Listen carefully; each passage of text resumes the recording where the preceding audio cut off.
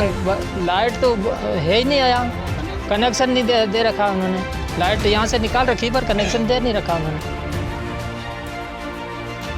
ये सुविधा मांग रहे हैं, हमें हड़पट नहीं है, बिजली नहीं है, रोड नहीं है, हमारा रोड नहीं है, चलती नहीं। हमें कभी भी यहाँ ये मीटर लगाया कभी लाइट नहीं जली, इसमें बल्ब भी नहीं लगा। इन तस्वीरों को जरा गौर से देखिए। ये तस्वीरें बताती हैं कि आज भी हमारे मध्य प्रदेश में ग्रामीण इलाके सरकार के किए वादों और घोषणाओं से कितना दूर हैं। ये तस्वीर बताती हैं कि आज भी हमारा भारत डिजिटल इंडिया के सपने से कितना दूर है।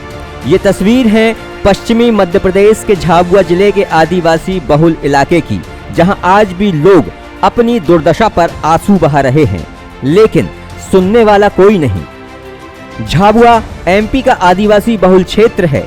झाबुआ के लिए शिवराज सरकार ने कई घोषणाएं की। एमपी की शिवराज सरकार आदिवासियों के लिए हर संभव मदद देने का वादा करती रही, लेकिन हालात कुछ और हैं, तस्वीरें कुछ और बयां कर रही हैं। विकास तो छोड़िए, यहाँ पर विकास के छींटे तक नजर नहीं आ रहे हैं। तस्वीरें कुछ और ही बयां कर रही हैं। आजादी के इतने साल बीत जाने के बाद भी विकास के मामलों में झाबुआ का ये गांव आज भी पिछड़ा हुआ है। तो चलिए हम आपको उस गांव ले चलते हैं जहां शिवराज सरकार की पोल खुलती नजर आ रही है। एक ऐसे गांव जहां आजादी के इतने साल बाद ना तो सड़क है, ना पानी, ना ही बिजली पहुंच पाई है। सरकार लाख दावे करे विकास के, लेकिन हम आपको बताएंगे एक ऐसी जगह है जो विकास के दावों को आज भी खोखला साबित करती है। थानला की पंचायत से मादलदा ग्राम पंचायत आती है और मादलदा ग्राम पंचायत से एक सिंगाड़ फलिया आता है। वहाँ पे आज भी लोग नरकी जीवन जीने को मजबूर है।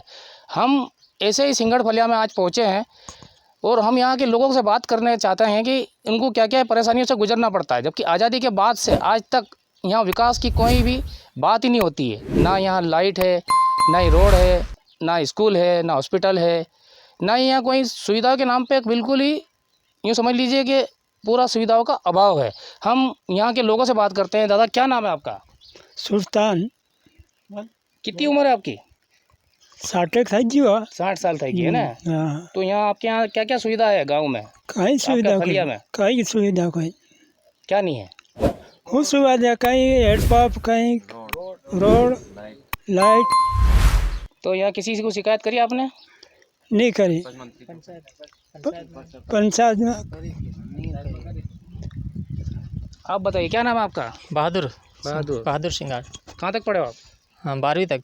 तो ये रोड से जाते हैं आप, कितनी असुविधाओं का सर सामना करना पड़ता है आपको? बहुत सारी दिक्कतों का सामना करना पड़ता है। हम जब यहाँ से रोड से निकलते हैं तो यहाँ से नदी और रोड तक लगभग 2 किलोमीटर की ज़मीन है।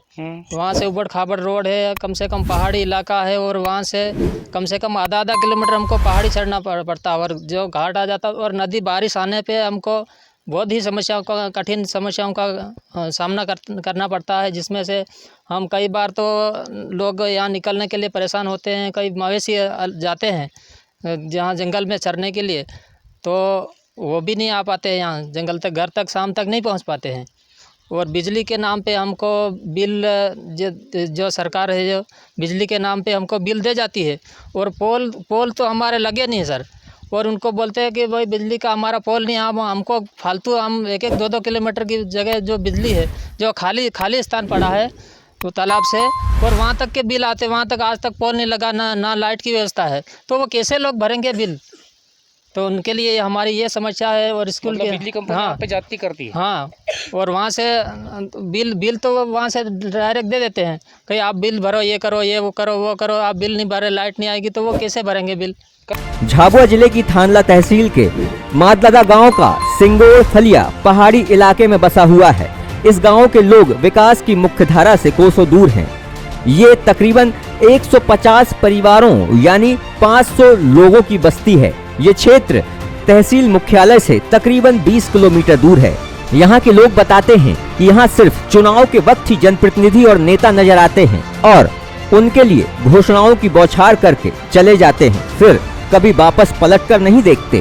कितना बच्चा है? बसा 4 बे लड़के। ये बड़वा जा रहे तो नदी पार करने जाए तो नदी आए कहाँ से जाए, पास वापस आवे, फिर बंद कर दी। फिर बंद करे था और 2-3 दिन में जाते और फिर नदी में पासा वही जाए पासा आए वापस कहाँ थे डाकिन जाए और बिजली नहीं है पंप नहीं है। वोट डालवा जाता है कि तब क्या वोट डॉलर जाते हैं ना रहते हैं? ठीक है, सरकार से हो जाओ तुम। सरकार से सरकार ये सुविधा मांग रहे हैं, हमें हड़पप नहीं है, बिजली नहीं है, रोड नहीं है, हमारा रोड नहीं है। हलिया है हलिया हलिया है तुम्हारे गांव में? हमारे गांव में कोई नहीं मरे होता ही है।